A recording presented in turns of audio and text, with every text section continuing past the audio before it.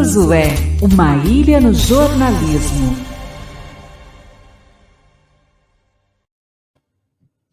Boa noite, Duda. Bem-vindo mais uma vez ao Papo Antagonista. Acho que ele está sem áudio aqui para mim no meu retorno. Oi, Cláudio, está me ouvindo? Boa noite. Obrigado aí por me convidar mais uma vez. Agora sim, Duda, tudo bem?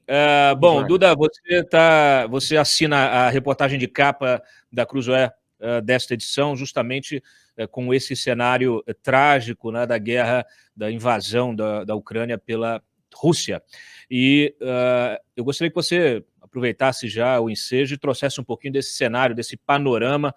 Você aborda na tua reportagem todos os aspectos aí políticos e também militares. A gente tem uma segunda reportagem também que fala de risco nuclear, mas esse aspecto político, né, diplomático, a intenção do Putin, que parece que ele está sempre 2 passos à frente, né, do resto dos demais países, especialmente os países da Europa, dos Estados Unidos.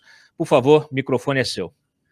Exato, né? O que você fala dele estar 2 passos à frente, à medida em que a gente vai acompanhando os fatos, a gente vê que o Putin muitas vezes ele já tomou uma decisão, né? Isso ele já está trabalhando, preparando as coisas que ele faz há muito tempo, há meses, né? E a gente só toma conhecimento disso em cima da hora. O Putin não só ele estava acumulando, concentrando tropas e tanques, né, e helicópteros e aviões, e essa invasão ela parece muito bem planejada, como ele estava preparando toda uma retórica, né, falando ali de um genocídio nas regiões do leste da Ucrânia, o que é uma grande mentira, e falando ali de nazismo, e até um artigo que ele chegou a publicar na metade do ano passado, para a gente ter uma ideia de quanto que ele já estava meio que preparando essa situação, e um artigo em que ele tenta reescrever a história da Ucrânia meio que para tirar esse direito que a Ucrânia teria de ser um país independente e soberano, né? O Putin ele só vê a Ucrânia como parte da Rússia, né? E daí essa iniciativa que está acontecendo agora, essa ação militar, que a gente está vendo, né? Já tem 137 mortos, o que significa 137 vidas que foram perdidas sem qualquer justificativa, né? Mas o Putin com uma ideia de mudar o governo que está em Kiev, né? Hoje de manhã, cedinho, a gente viu o presidente da Ucrânia, o Vladimir Zelensky, falando claramente: eu sou o alvo número 1. Então, o Putin está preparando isso não só com armas, mas também com todo esse aparato de propaganda russo, reescrevendo a história da Ucrânia, com esse objetivo que é mudar o governo da Ucrânia. Você falou de história, né, da Ucrânia. O Putin vem, neste discurso dele, fazendo sempre... Você menciona, inclusive, o pronunciamento que ele fez, o pronunciamento sobre a invasão. Nós colocamos a tradução dele também no site ontem, logo cedo pela manhã, aquela gravação que ele fez 2 dias antes, né, como você menciona, e ele está sempre justamente trazendo esse sentimento soviético, né, esse sentimento de uma nação, de um retorno à União Soviética, de um retorno de uma união de nações em torno, naturalmente, da sua liderança, né? E a Ucrânia tem um histórico justamente bastante conflituoso, né? Justamente está ali anexada, né? A gente sabe que ela se tornou independente com a queda do regime, a queda do muro, toda a dissolução da União Soviética. Havia ali o Putin faz questão de culpar o Lenin, né? O Vladimir Lenin, em relação a essa independência. Fala um pouquinho para a gente desta relação, porque a gente sabe que tem em todo o período que existiu a União Soviética, também houve uma imposição até de língua, né? Naturalmente ali uma imposição também de cultura, mas cada um desses países que voltaram a ser independentes tem as suas próprias línguas, suas culturas, e que resistem, né? Até quando são consultados sobre esse possível retorno, também resistem, né? E defendem sempre a autonomia, porque são povos autônomos, né? Sim, sim. Essa questão da história é muito interessante. O Putin é uma pessoa que entende muito de história, né? Ele sabe muito bem o que acontece no mundo. Ele é uma pessoa que foi da KGB, né? O problema é que ele conta a história dele, né? A Ucrânia, ela nasce com o fim do Império Russo, em 1917, e aí os ucranianos criam uma república, a República de Rada, que é uma república independente. Essa república independente ela vai fazer parte da União das Repúblicas Socialistas Soviéticas, da URSS, né? Ela é uma dessas repúblicas. E isso entra dentro da Constituição que o Lenin vai fazer em 1922, acho que é aprovada em 1924. O Lenin ele insere uma cláusula nessa Constituição falando, ó, as repúblicas que depois não quiserem mais fazer parte, elas podem simplesmente optar por sair. E é por isso que o Putin vai culpar o Lenin pela saída da Ucrânia da URSS, quando a URSS deixa de existir. Em 1991, a URSS colapsa totalmente, né? Agora, nesse período soviético, essa república ucraniana ela foi respeitada, né? Tanto quanto o idioma, né? As escolas davam aula em ucraniano, a cultura. O que acontece é que o chicote comunista vai bater mais forte no lombo dos ucranianos. A gente tem aí na Ucrânia o Holodomor, né? Que o Stalin decide coletivizar as fazendas, as terras, e não permite nenhum agricultor independente, né, fora dessas fazendas coletivas. Não só não permite, mas ele não deixa que ele pega todo o trigo que essas pessoas tinham, fecha eles na Ucrânia, não deixa que eles saiam e de 4 a 10 milhões de agricultores vão morrer de fome, né?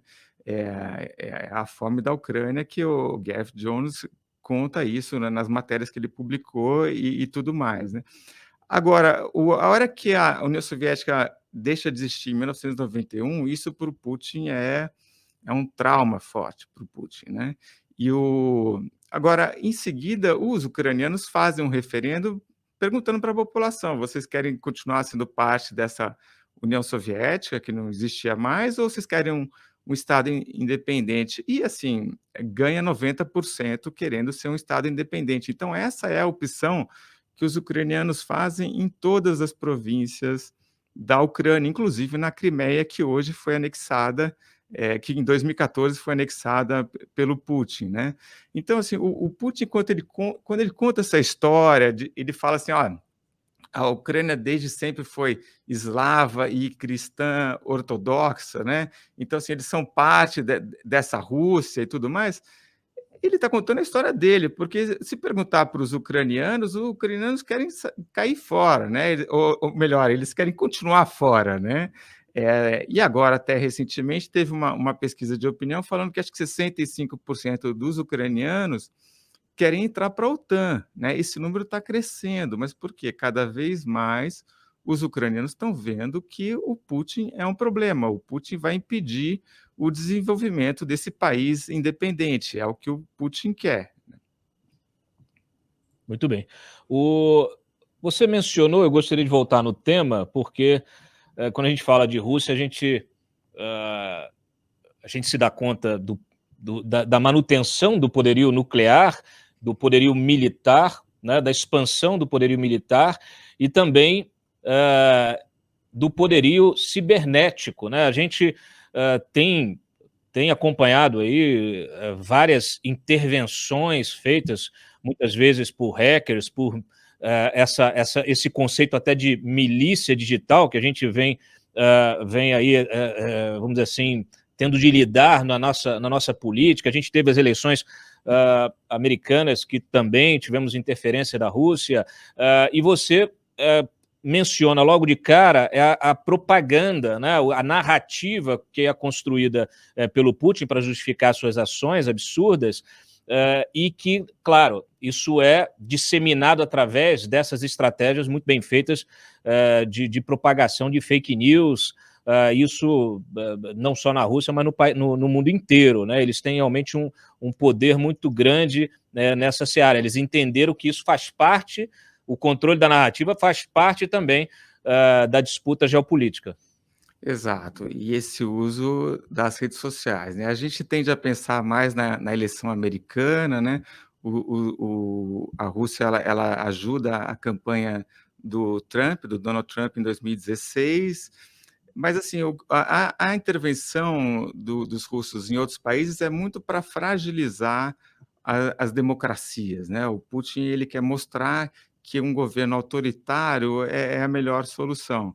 Então ele entra na questão da Espanha, na disputa da Catalunha, né? Ele vai promover o Black Lives Matter, o movimento nos Estados Unidos, e até ele vai disseminar, né? Isso já foi uma matéria minha, mas para a gente ter uma ideia do grau de loucura que ele tem, né? Informações contra a vacina da Covid, né? Assim, dentro da Rússia, obviamente ele vai fazer propaganda a favor que as pessoas da vacina, para que as pessoas tomem a Sputnik que ele tem lá, mas fora ele vai disseminar as ideias de que a vacina faz mal e tudo mais.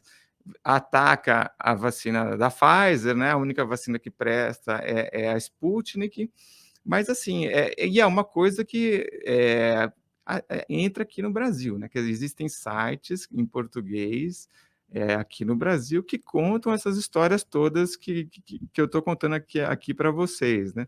Então, esse aparato de propaganda com narrativas falsas, ele atinge diretamente a gente aqui no Brasil. E hoje eu estava aqui e recebi no grupo de WhatsApp aqui os vídeos, né, do Trump, do Putin falando e com as versões dele e tudo mais, né? Então, assim, eles são extremamente eficientes, né? E essa máquina de propaganda está funcionando a todo vapor, né? É muito, muito fácil também a gente ouvir, às vezes, jornalistas brasileiros falando, às vezes, até não é a narrativa completa do Putin, mas, por exemplo, usando termos que não fazem sentido numa olhada que a gente possa fazer da realidade, né? Então, por exemplo, falando de regiões separatistas da Ucrânia, né? Como se tivesse um grande movimento nessas regiões querendo se separar da Ucrânia, né? O que a gente tem nessas regiões é uma população que está à mercê de soldados e agentes provocadores que a Rússia mandou em 2014 e estão lá infernizando a vida das pessoas, né? Então, assim, a gente tem que tomar um pouco de cuidado, muitas vezes, na hora para não replicar essas falsas narrativas do Putin. É aquela história, né? Na guerra, a primeira vítima é a verdade. Total. Duda, claro, o Putin justifica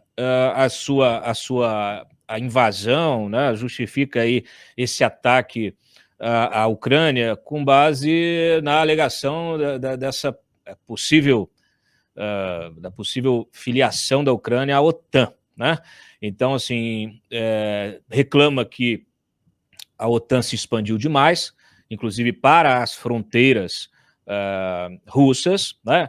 E a gente tem alguns fatos aí que, vamos dizer, ilustram isso, né? Não precisa nem voltar lá atrás, em 49, na instituição da OTAN, na criação da OTAN, que começou com 12 países, depois foi se expandido até 30, né? Mas a gente, depois do colapso da União Soviética, nós tivemos a entrada de 14 países, né? Inclusive países que de fato estão ali, países do leste europeu, países que estão nessa região em tese de influência russa. Existe alguma justificativa, existe razão do Putin em reclamar disso, na sua opinião? Não que isso justifique uma intervenção militar na Ucrânia, mas justifica a queixa dele em relação também à expansão da OTAN. Afinal de contas, A gente, né, sabe que quando entra nessa situação aí de geopolítica, a gente se depara com um mocinho que parece bandido e bandido que parece mocinho, e no final das contas a coisa não é tão preto no branco quanto se espera, né? Tá, bom, essa justificativa dele, Cláudio, não tem nenhuma justificativa, né. A OTAN, ela é uma aliança defensiva, né. A OTAN só entra em ação se algum dos membros, esse é o artigo 5º da OTAN, um ataque a um dos membros da OTAN é considerado um ataque a toda a aliança, e aí você, obviamente, teria um revide militar. O Putin quer convencer o resto do mundo de que a OTAN é outra coisa, de que a OTAN vai atacar, tem como objetivo atacar a Rússia, né. E esse nunca foi o objetivo da OTAN. O objetivo da OTAN é defender os outros países da Rússia, que de fato é um perigo, né. Eh, enfim, veja o que está acontecendo, agora, né, quer dizer, o Putin invadiu um país sem qualquer justificativa plausível, né, e que muito próximo de países que são membros da OTAN, e a OTAN não fez nada, né. Tudo que a gente viu nesses últimos dias ou semanas de anúncio da OTAN a gente está mandando soldados para os países que estão próximos à Ucrânia, né, então manda soldado para a Polônia, manda soldado para a Eslováquia, né, mas eles nunca entram na Ucrânia. O Biden ontem falou: "Eu não estou mandando soldados para a Ucrânia", todo mundo foi muito claro nisso.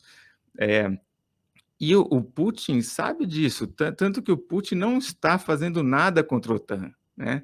O Putin não é louco, a gente espera, de fazer alguma coisa contra algum membro da OTAN, porque se ele fizer, a OTAN vai revidar, né. Então isso deixa muito claro, pelos fatos que eu estou contando aqui, que a OTAN é uma aliança defensiva. Todo o aparato de propaganda do Putin, os discursos e tal, querem mostrar a OTAN como uma aliança de outra natureza, como se a OTAN um dia fosse atacar, tivesse como intenção atacar a Rússia. Isso todos os fantoches do Putin estão contando essa mesma história, tá. Então o Maduro está falando isso: "Ah, o objetivo da OTAN é atacar a Rússia". Não é, nunca foi, não será. O que a OTAN está dizendo é: a porta está aberta para novos membros, se outros países quiserem entrar, está aberto. A questão é que vai ser muito difícil, por exemplo, a expectativa era que a Geórgia e a Ucrânia entrassem para a OTAN, né. Agora, a partir do momento que o Putin invadiu regiões nesses 2 países, eles já não entram para a OTAN, então o Putin já inviabilizou isso, já não tem mais chance desses países entrarem para a OTAN, porque a OTAN não vai aceitar um país que tenha uma disputa de território. Não vai fazer isso porque a OTAN tem lá no seu artigo 5º que um ataque a um país é um ataque contra todos eles. Então, como é que, se você aceita alguém que tem uma disputa fronteiriça, em seguida você tem que ir para a guerra, né? Então, é muito importante até a gente frisar essas coisas todas para a gente não cair nessa farsa que o Putin está querendo divulgar para o mundo todo, né?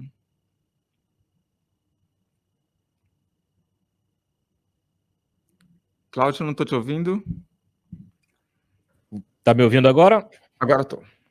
Maravilha. Você encerra a sua reportagem com uma... Eu gostaria de reproduzir aqui esse encerramento, que eu achei bastante interessante, para que os nossos espectadores entendam do que se trata, né, esta invasão, né? A guerra de Putin configura um golpe para as democracias, como frisou o primeiro-ministro britânico Boris Johnson, abre aspas: "Este ato de agressão impiedosa é um ataque não apenas à Ucrânia, é um ataque à democracia e à liberdade na Europa Oriental e em todo o mundo. Esta crise é sobre o direito de um povo europeu soberano e independente de escolher o seu próprio futuro", fecha aspas, e aí depois você encerra. Depois que conquistou sua independência da União Soviética em 91, a Ucrânia se desfez de seu arsenal nuclear, o terceiro maior do mundo, em troca da independência. Eleições têm ocorrido sob a supervisão de observadores internacionais.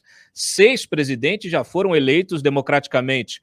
A Ucrânia está mais bem colocada que o Brasil no ranking de liberdade de imprensa. A liberdade de associação é respeitada e o país conta com 44 organizações em defesa dos direitos humanos e do meio ambiente. Pessoas LGBT podem realizar manifestações livremente, algo que na Rússia seria punido com prisão. São conquistas que agora podem estar ameaçadas. Na semana passada, a embaixadora dos Estados Unidos na ONU em Genebra, Batsheba Crocker, enviou à organização uma carta dizendo que havia informações confiáveis sobre como Moscou tem pronta uma lista de jornalistas, defensores dos direitos humanos e dissidentes que seriam torturados, assassinados ou enviados para campos de prisioneiros após uma ocupação militar. Entregar a Ucrânia para Putin será renunciar aos valores mais caros ao Ocidente. Fica o teu comentário para encerrar a participação. Só uma comentário, esse final é um pouco o que mostra o que pode estar por trás de tudo isso, né? Quer dizer, o Putin não quer que um povo que deixou de fazer parte da União Soviética seja uma democracia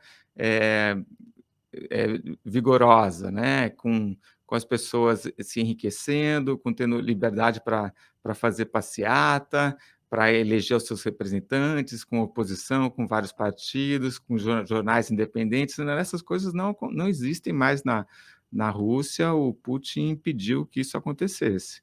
O que o Putin quer evitar é que a Ucrânia prospere, né? Que dê certo. Então, porque isso também, no final, seria um bom exemplo para o povo russo pegar e se levantar contra esse autocrata que governa eles, né? O Putin não quer que a Ucrânia seja um exemplo para os russos, é isso. Duda Teixeira, obrigado mais uma vez aqui pela tua participação no Papo Antagonista, explicitando aí todo esse cenário que continuará sob a lupa da reportagem da Cruzoé e também do Antagonista. Muito obrigado e um bom final de semana. Cláudio, eu que agradeço o convite aí. Um abraço.